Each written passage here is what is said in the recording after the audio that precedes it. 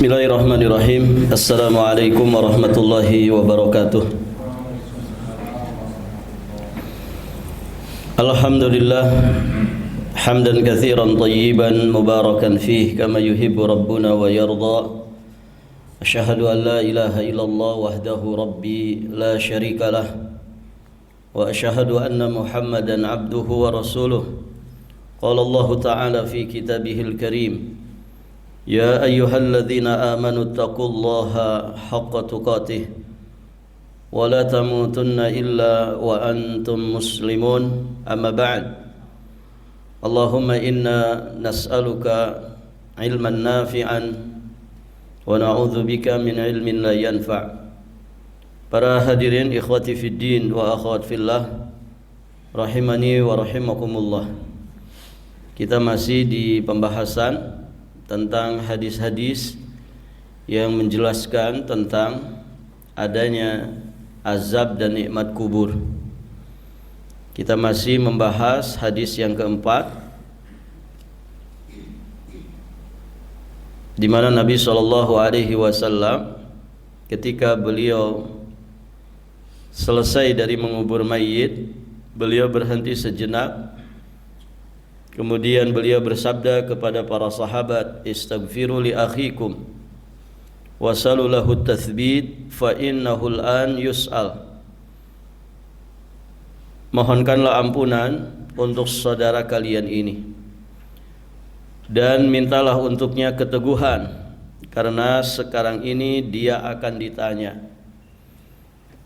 Dan kita sedang membahas faidah kedua dari hadis ini, di mana penulis hafizahullah ta'ala menyampaikan dari hadis yang mulia ini dapatlah kita ketahui beberapa macam bid'ah yang beredar di masyarakat. 4 diantaranya sudah dibahas. Kemudian yang kelima diantaranya bersedekah di kuburan. Bersedekah di kuburan.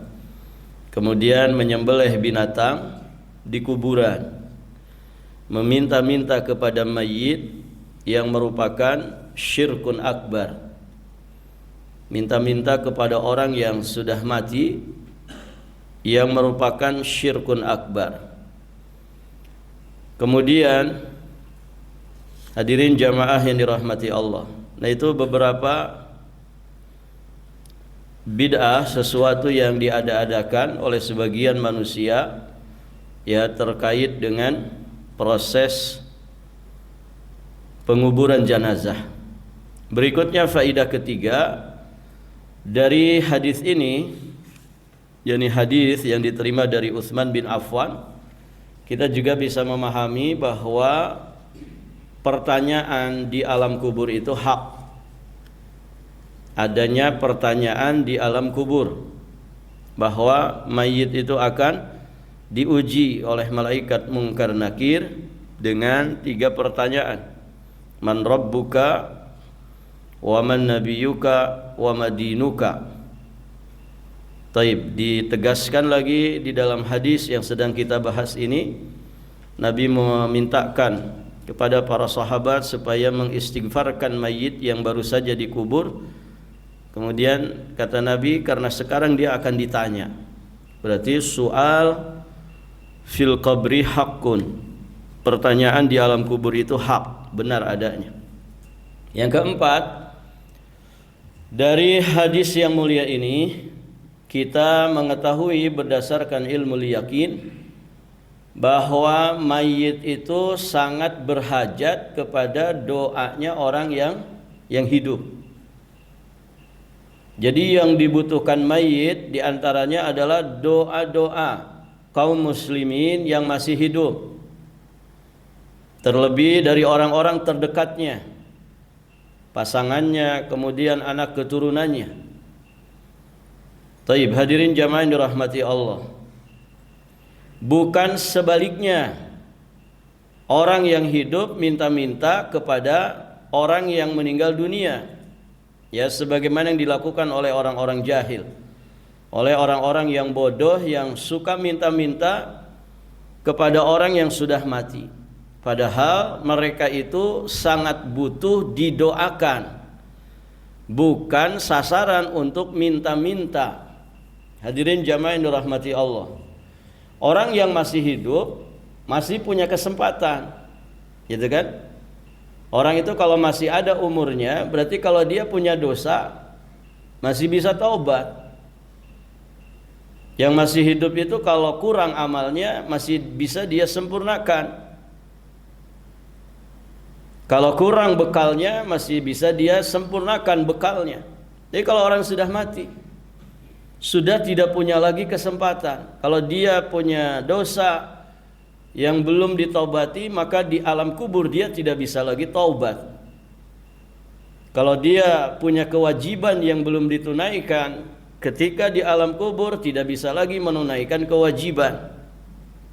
Kewajiban saja nggak bisa, apalagi melaksanakan amal-amal sunnah. Nah itu para jamaah yang dirahmati Allah. Syariat ziarah kubur yang diajarkan Nabi juga begitu. Ziarah kubur itu kan mendoakan orang yang sudah meninggal dunia, bukan minta-minta kepada orang yang sudah mati.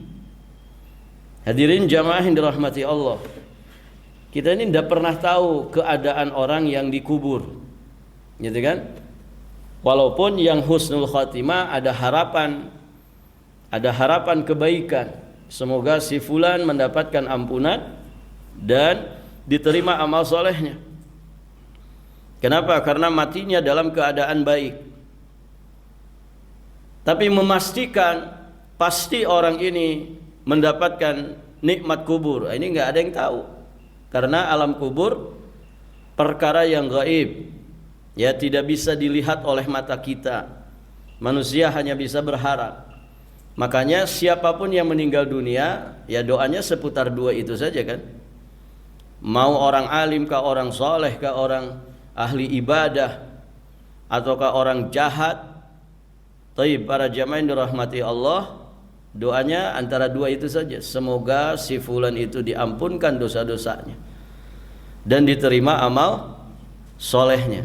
Coba kalau manusia sudah bisa memastikan, tidak mungkin itu ada doa itu. Kenapa didoakan lagi? Wong si fulan pasti dapat nikmat kubur. Jadi ya.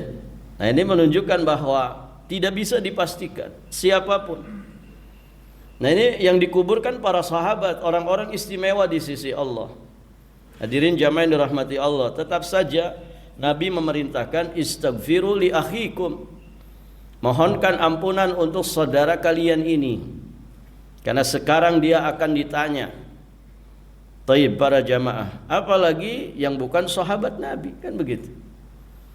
Lalu terus bagaimana kemudian kita minta-minta ke orang yang sudah mati, padahal dia bukan Nabi, bukan Rasul, bukan para sahabat Nabi. Orang biasa yang mungkin miskin ilmu, tipis iman, gitu kan? Terus mati. Bagaimana kemudian jadi sasaran untuk minta-minta?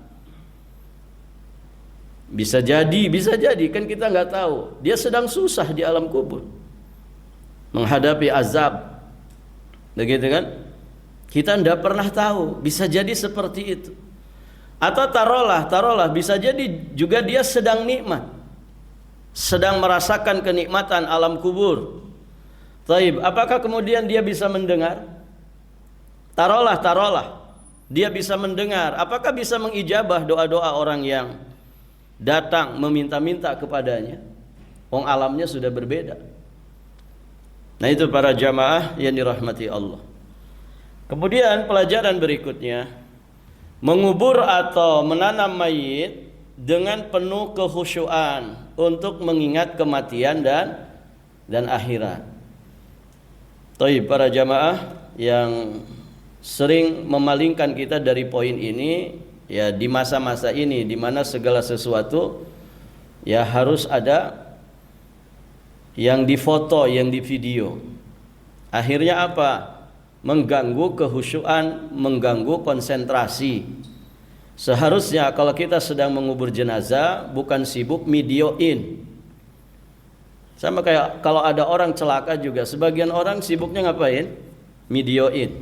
Sebagian malah live streaming, kecelakaan guys, begitu ya. Ini orang sedang butuh bantuan, ya bukan sedang butuh difotoin atau divideoin. Nah, lebih-lebih di kuburan. Ya, kalau orang sibuk lagi nguburin jenazah, begini-begini terus. Ya. Jadi hilang, khidmatnya hilang di situ. Kehusuan yang seharusnya dia tafakur, tadakur, yang seharusnya dia ingat mati, begitu ya, orang-orang tuh ingat mati. Kalau kemudian orang sibuknya dengan hal-hal yang seperti itu, maka esensi dari penguburan jenazah itu menjadi hilang. Karena hadirin jamaah yang dirahmati Allah, prosesi penyelenggaraan jenazah yang diajarkan di dalam syariat kita sejatinya itu juga memberikan manfaat baik kepada orang yang melakukannya. Apa itu? Zikrul maut. Ingat kepada kematian. Dan ingat mati itu diperintahkan oleh Nabi. Dia bagian daripada zikir yang tentunya berpahala di sisi Allah Subhanahu wa taala, akan menggairahkan jiwa dan raga kita supaya kita berbenah diri. Karena siapapun bisa mati, kullu nafsin dha'iqatul maut. Taib, hadirin jamaah yang dirahmati Allah. Jadi kubur jenazah itu dengan penuh kehusyuan untuk mengingat kematian dan untuk mengingat akhirat. Jangan bercanda, jangan guyonan ya ketika dalam prosesi penguburan jenazah. Sebagian orang malah ngobrolin bisnis gitu ya. Sambil nunggu selesai dikubur, ayo ngobrol bisnis. Ini di kuburan gitu ya. Di kuburan yang selayaknya kita di situ khusyuk ya. Khudu ya, untuk kemudian kita banyak mengingat kematian, banyak beristighfar. Barakallahu fikum, karena suatu saat nanti yang diurus jenazahnya itu adalah kita sendiri. Taib para jamaah.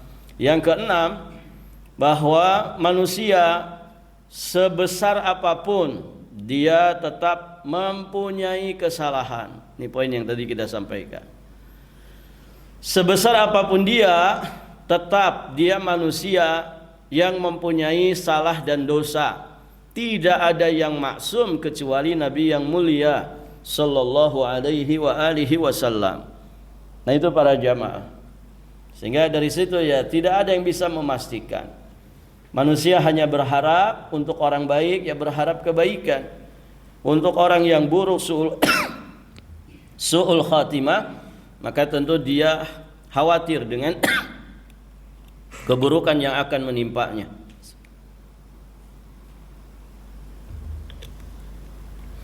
Baik, para jamaah yang dirahmati Allah. Berikutnya hadis kelima.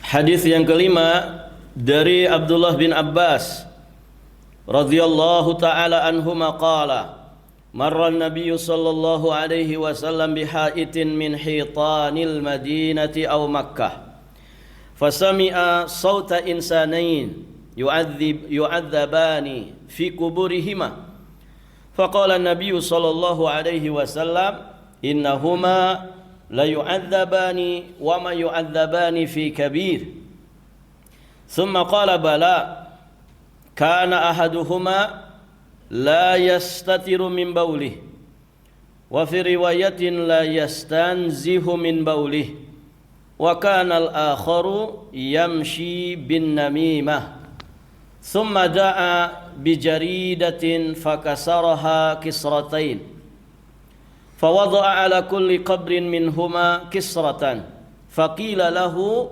ya Rasulullah lima fa'alta hadha qala sallallahu alaihi wasallam la'allahu an yukhaffafa anhuma ma lam taybasa akhrajahu al-Bukhari wa Muslim wa Abu Dawud wa Tirmidzi wa Nasa'i wa Ibnu Majah wa Darimi wa Ibnu Khuzaimah wa Ahmad wal Baihaqi. Taib. Hadis yang diterima dari jalan Abdullah bin Abbas, semoga Allah meridhai keduanya. Beliau berkata, Nabi sallallahu alaihi wasallam pernah melewati sebuah kebun. Nabi pernah melewati sebuah kebun dari kebun-kebun yang ada di Madinah atau di Mekah. Ini keraguan yang datang dari sebagian rawi. Yang benar adalah kebun-kebun yang ada di kota Madinah.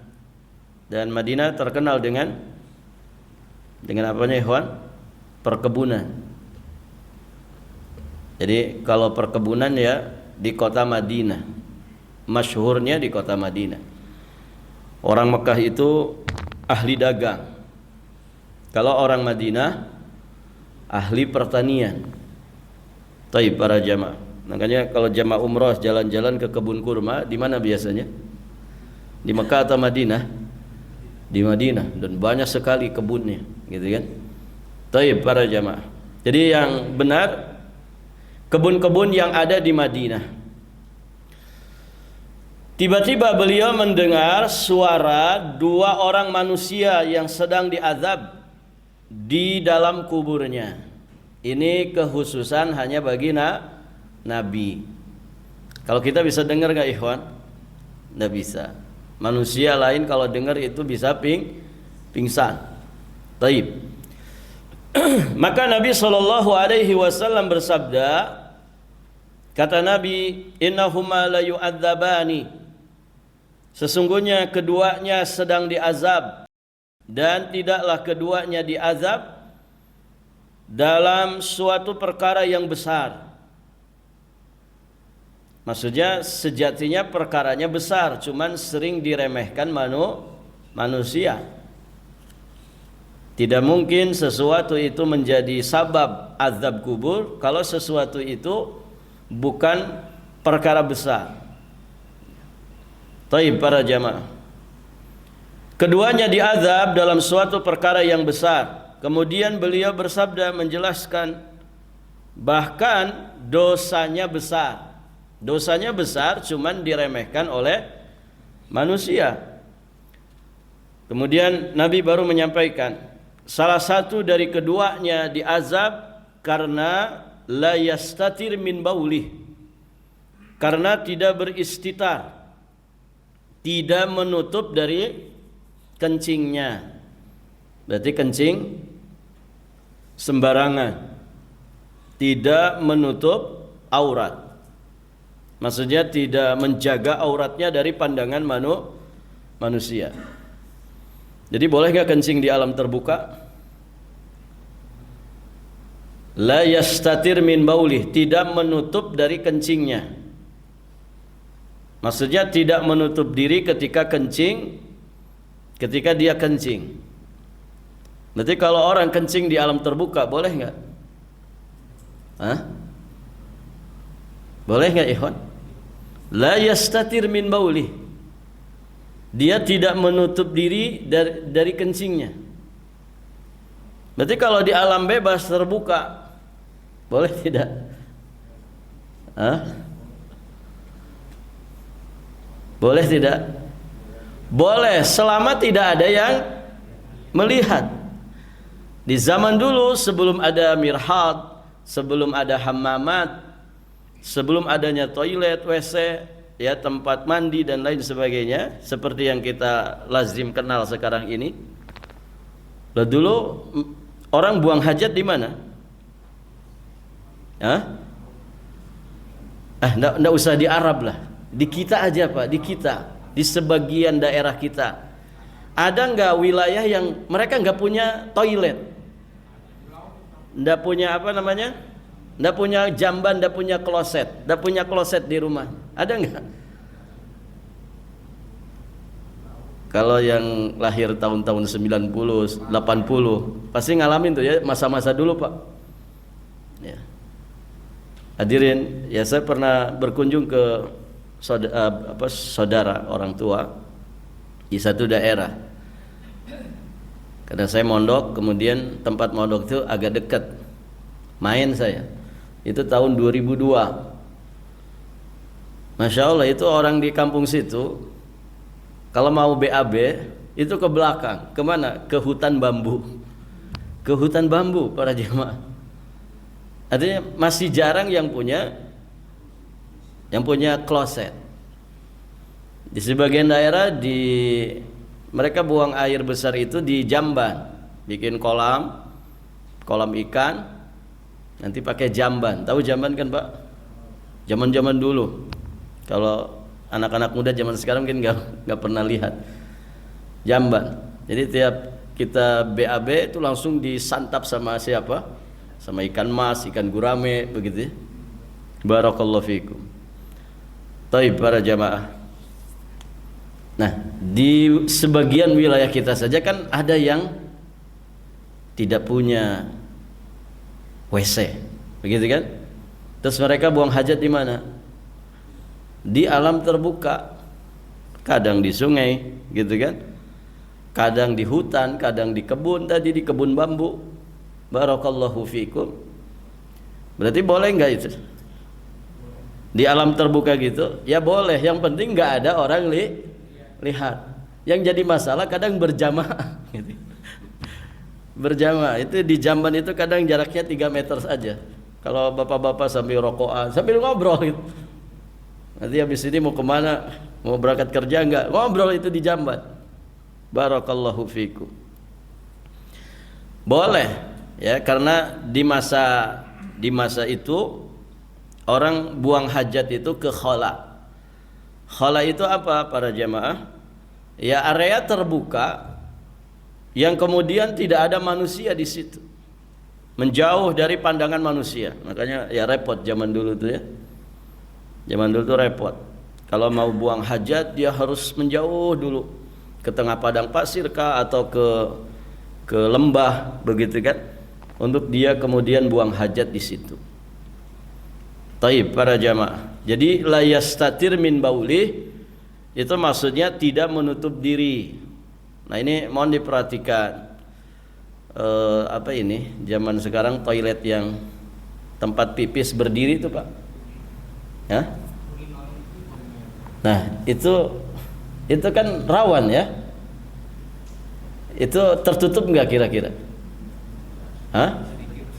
Itu kan jaraknya sedikit ya. Kadang nggak pakai sekat itu. Nggak pakai sekat. Ini nongol dikit aja bisa kelihatan. Punya temennya bisa kelihatan. Nah itu perhatikan. Karena ini nggak main-main ini. Kalau memang mau ada yang begitu modelnya, ya kasih sekat. Kasih sekat, kasih penutup. Sehingga tetap auratnya terjaga. Nah, itu biasanya di tempat-tempat umum ya, di bandara, di mana. Kadang ada orang yang ya mungkin tidak ngerti gitu ya, bukan muslim. Itu kadang dari kejauhan dia, bukanya dari kejauhan. Kan biasanya orang mepet begitu. Ayo dari kejauhan sudah dibuka. Taib para jamaah, mungkin merasa kita kan sama-sama gitu ya. Nah ini tidak boleh. Ini adamul istitar fil baul. Tidak boleh, dan ini bisa menyebabkan azab kubur. Bisa menyebabkan azab kubur. Taib para jamaah. Kemudian wa fi riwayatin, di satu riwayat la yastanzih. Jadi ada redaksi dengan la yastatir, ada redaksi dengan la yastanzih min baulih. La yastanzih min baulih maksudnya dia tidak membersihkan kencingnya. Jadi tidak memperhatikan percikan najisnya, kemudian dia tidak bersihkan kemaluannya, alias tidak istinja, tidak cebok. Nah sebagian orang tidak perhatian masalah ini. Orang-orang yang tidak belajar agama dengan baik, itu kadang kalau pipis tuh cukup disentil-sentil aja. Begitu kan Pak? Ada yang pengalaman. Jadi tidak pakai air, tidak pakai tisu, ya, cuma disentil-sentil saja kepalanya, sentil-sentil, ya, 3 kali, ya, minimal 3 kali, sudah aja langsung dimasukin. Kira-kira masih ada nggak tetesannya itu? Masih ada. Kalau kemudian kena celananya, kena kainnya, kena sarungnya, kena celana dalamnya, berarti pakaiannya kena najis. Kalau dipakai sholat sah tidak? Tidak sah. Nah ini masalahnya. Artinya kenapa ini sampai kemudian menjadikan terjadinya azab kubur? Karena ini kaitannya dengan ibadah besar yang disebut dengan ibadah sholat. Nanti kita jelaskan. Kemudian itu yang pertama ya, orang yang la yastatir atau la yastanzih min baulih. Kemudian yang kedua yang menyebabkan dua orang ini diazab di alam kuburnya adalah yang kedua karena namimah. Dia suka ngadu domba orang. Dia suka ngadu domba orang. Taib. Jadi dua dosa ini para jamaah, dua dosa besar sejatinya yang kemudian diremehkan, dianggap kecil oleh sebagian orang. Mereka diazab di alam kuburnya gara-gara dua dosa ini. Kenapa? Karena dua dosa ini terkait dengan dua perkara besar yang menjadi dua perkara pertama kali dihisab nanti di kehidupan akhirat. Apa yang pertama dihisab di kehidupan akhirat? Salat. Terkait dengan hak Allah. Awal ma yuhasabu bihil abdu yaumal qiyamah, ya, as-salah. Yang pertama kali akan dihisab dengannya seorang hamba pada hari kiamat dari amalnya adalah salatnya. Nah, ini terkait dengan hak Allah.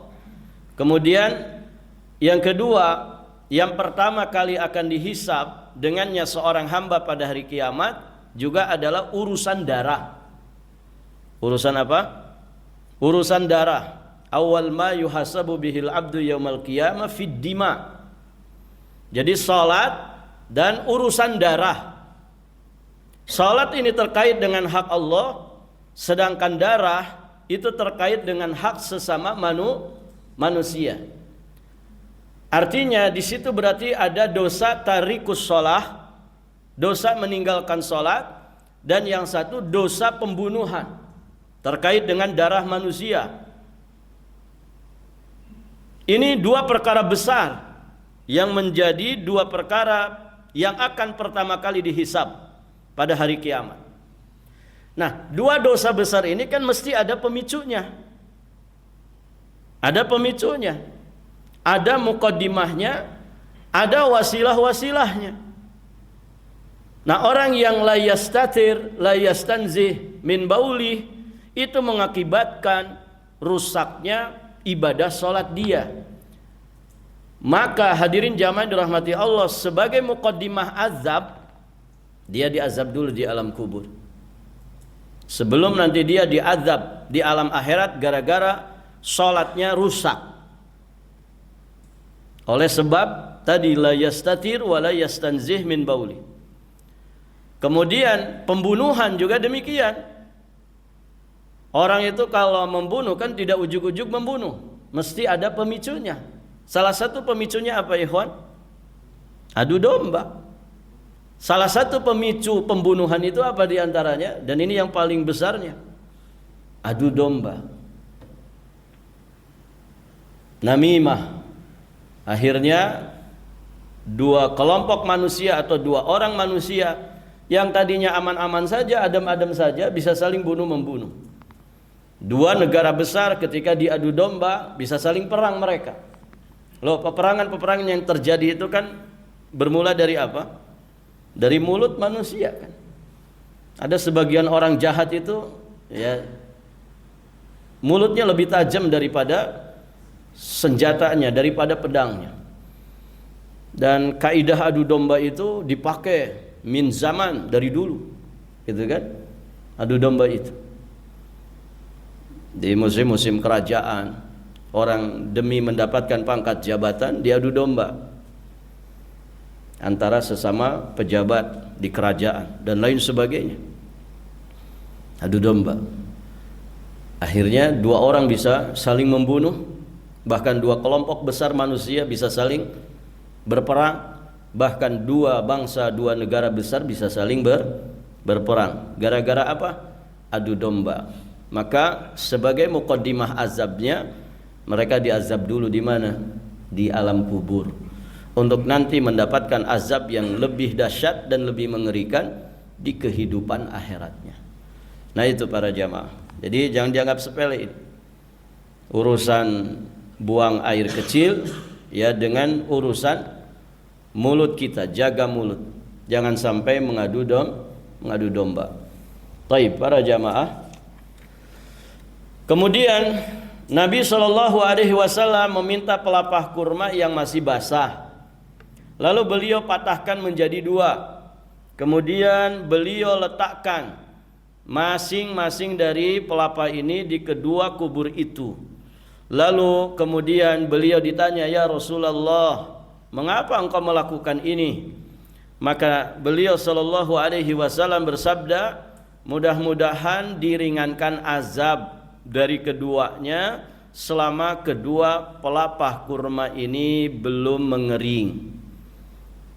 Nah, nanti di sini ada faidah yang bisa kita bahas. Baik, para jamaah, kita lanjutkan. Di sini muallif hafizahullahu taala, ya, beliau menyampaikan beberapa pelajaran dari hadis yang mulia ini. Ada 6 pelajaran yang beliau sampaikan terkait akidah, hukum, adab, dan lain-lainnya. Pertama, dari hadis ini, salah satu mukjizat Nabi sallallahu alaihi wasallam, beliau dapat mendengar orang yang sedang diazab di dalam kubur. Ini kekhususan bagi Nabi, bukan karena Nabi dengan sendirinya bisa mendengar, tapi ini mukjizat dari Allah Subhanahu wa taala. Kemudian dari hadis ini jelas juga tentang adanya azab kubur. Kemudian di antara azab kubur adalah karena tidak istinja, tidak cebok, tidak membersihkan diri dari kencing, atau tidak bersih atau kencing di hadapan manusia. Kemudian di antara sebab azab kubur juga adalah namimah, suka mengadu domba orang. Taib. Kemudian yang keempat, perbuatan yang dianggap kecil atau ringan oleh manusia itu bisa berakibat fatal dan bisa berakibat besar baginya setelah nanti matinya. Maka kalau kebaikan, jangan meremehkan kebaikan sekecil apapun, pun demikian keburukan. Jangan meremehkan dosa sekecil apapun. Walaupun semua manusia menganggapnya biasa, menganggapnya ringan, justru itu bisa jadi perkara besar, petaka besar bagi kita saat nanti kita mati. Maka jangan remehkan dosa, sekecil apapun dosa itu. Taib. Kemudian pelajaran yang kelima yang beliau sampaikan, hadis yang mulia ini sama sekali tidak bisa dijadikan dalil untuk menanam pohon di kuburan, menanam pohon di kubur, apalagi dengan keyakinan meringankan azab. Kita bukan nabi, bukan rasul, mau tak tanam ini, gitu ya. Siapa tahu dengan pohon ini yang dikubur di kuburan ini diringankan azabnya. Ya. Kita aja belum tentu selamat dari azab, kan gitu.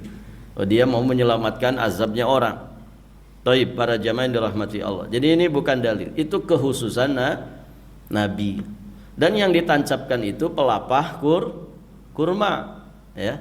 Dan Nabi kan selama pelapah kurma ini masih basah, semoga bisa meringankan azab. Berarti kalau sudah kering, ya sudah selesai. Begitu kan?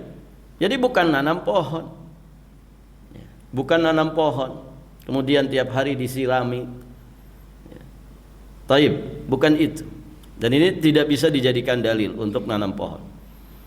Nah, di sebagian kalangan para jamaah tidak ada kuburan kecuali ada pohonnya, ya kan?